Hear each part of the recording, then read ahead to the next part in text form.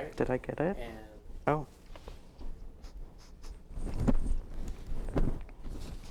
Hello, everyone. Welcome back to another episode of the Ghosts Aren't Real podcast, where we discuss mythical creatures, which we believe and which we do not believe. I am joined by my host, Logan. and my name is True. And Logan, I noticed this morning, today's Halloween. Today's our Halloween special. Yeah.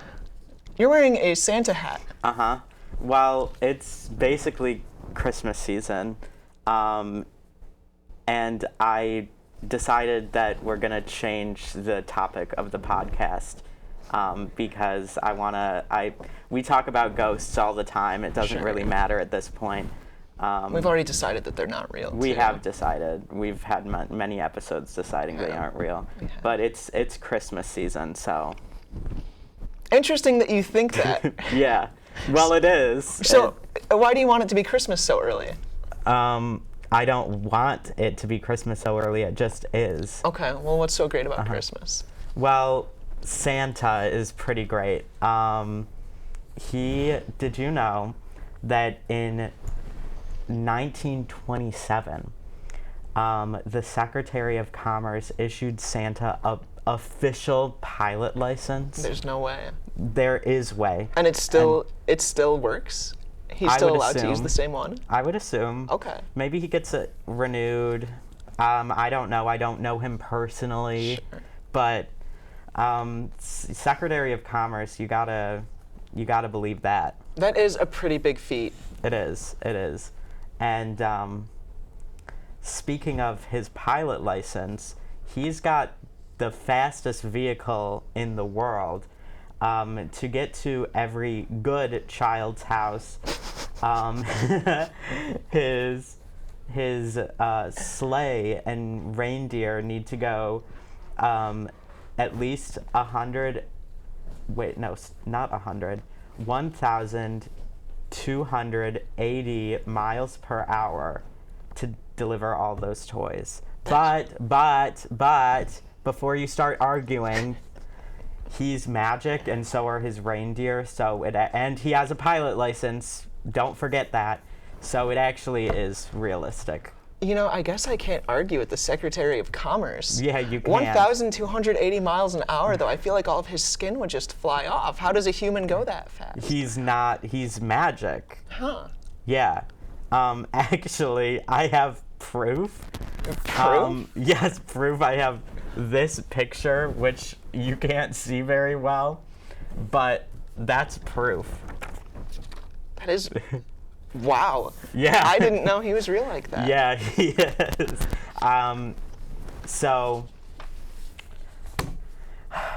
Yeah, and he's pretty great too. He gives all those elves jobs, and year-round, because they're working pretty hard to get all those presents. They are. They are, and the year-round, the reindeers, though, they get the year off, and that's fine because it would kind of be animal abuse to work them all year. That's true. And you know how the job market is today. Sure. It's really great to have a job, like a secure job for your lifetime. Sure, yeah. Yeah. You know, but I feel like it'd be so much more efficient if there was only one animal and there was only one job. Well, that would be animal abuse, though. It's teamwork. Teamwork makes the dream work. Sure, but okay, so I don't know if you've heard of him, but there's this guy called the Easter Bunny. No. Okay, well, hear me out. Hear me out. Okay. Because is that why personally, you wore those ears today? Yes, you know, it is, because I'm excited for Easter. That's many months away. So it's Christmas, so Not the same at all. Okay, Not the same at all. But, you know, I don't personally believe in Santa. You know, I respect all beliefs. But Santa just seems a little out there for me, you know? Okay. But as far as the Easter Bunny goes, you know, I mean, he is so ingrained in the lore of religion and history, So, you know, like the Easter Bunny used to be, it was, I think, in his Eostor, I don't know how that's pronounced, myth, but he was a chicken. You don't know how it's pronounced? I don't. Did you not do your research? I did do my research. Okay. I promise you. I promise you I'm educated on the Easter Bunny. I guess. But, so he used to be a chicken. And one night, one of the goddesses turned him into a hare so that way he could run and be free, but he still laid eggs. This is true. This is all true, folks. You can Google this at home. Okay. And so instead of keeping them selfishly to himself, he shared his gift with the world. He wasn't running a factory, and he shared that with the world. And I know you said Santa traveled 1,280 miles an hour. The Easter Bunny travels a very impressive 4,000 miles an hour. How is that possible? Really fast legs. He doesn't have a vehicle. Yeah.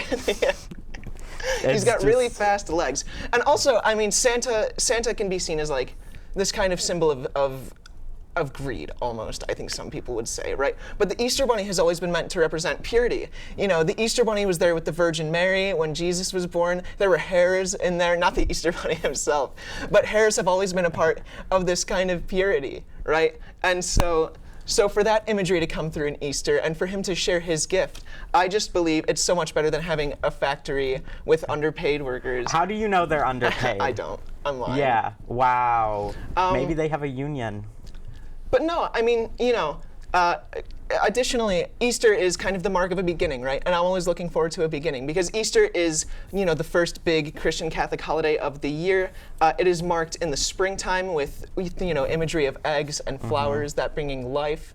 So, I just think the Easter Bunny is so much more grounded in history and accuracy. So there's eggs, and let me just, you've been saying he this whole time. Sure.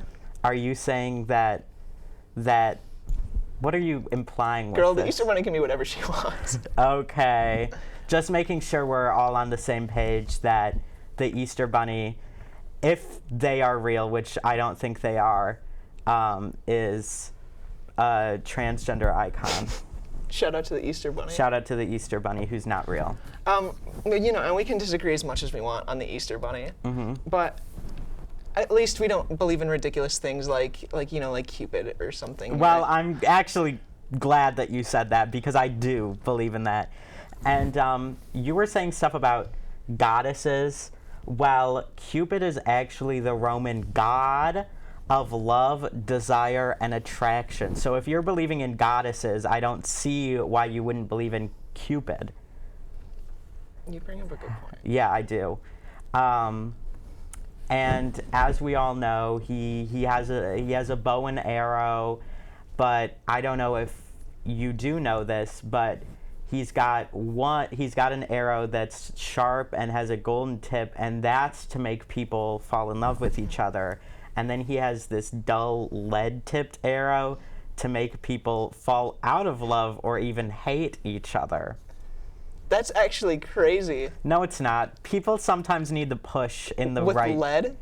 Yes. Oh my god. Yes. Yeah, they do. Well, it's dull. It's not... It's probably not really getting in their system. Maybe it just hits them and falls off. But I think the lead-tipped arrow is pretty helpful. Some people just need that push. But really, what's important is that golden-tipped arrow... to make people fall in love. Sure. And love is such a beautiful thing. But, it is. I think it's wrong of a fairy like Cupid to use his powers. Is he not a fairy? Is he a god? No, he's a god. I'm sorry, he looks like a fairy. I just have fairies on my mind because I'm so excited, Logan. Well, why? Well, last night, I lost a tooth. At your age? Listen, you don't need to judge.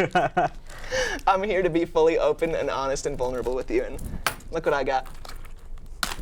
And you know what? Like the Easter Bunny, I will share what I was given with you. But the Tooth Fairy came to visit me. And, I kind of feel oppositely about the Tooth Fairy than I do the Easter Bunny, because the Tooth Fairy doesn't really have much grounded history in folklore and religion. But myth regarding teeth have been around for such a long time. Like, did you know, in English legend, this is true. This isn't something that actually happened. But this is something that's been around for a while. There was someone named Jenny Greenteeth, who was used as a way to scare kids into keeping their teeth clean. She was this evil-looking, witch-looking person. She had really nasty, gross green teeth. And so this was kind of a wary tale to frighten kids to, not brush their teeth and take good care of their oral hygiene. Yeah. What? I'm not joking. Okay, but like, Well, why are we talking about this girl? What about the Tooth Fairy? What does she do? well, okay. She kind of sounds like a So creep. I'm talking about her, Jenny Greenteeth, in order to acknowledge that people have always believed in these mythical creatures with relevance to teeth, right? As strange as that may seem, but you know, the Tooth Fairy also. The Tooth Fairy. So, some believe that teeth were used in rituals too. And teeth were used in a lot of rituals because they are this indestructible kind of thing. And so I think the Tooth Fairy is gathering those as a type of magical shield from evil, because that is how they were used in a lot of cultures. Yeah. Well, you know. Well, I think that's enough of this nonsense. Sure. We'll have our Halloween episode next week. It'll be late, but I think this was very important to do. I think this was very important. So again, this is Ghosts Aren't Real, and we will see you next week.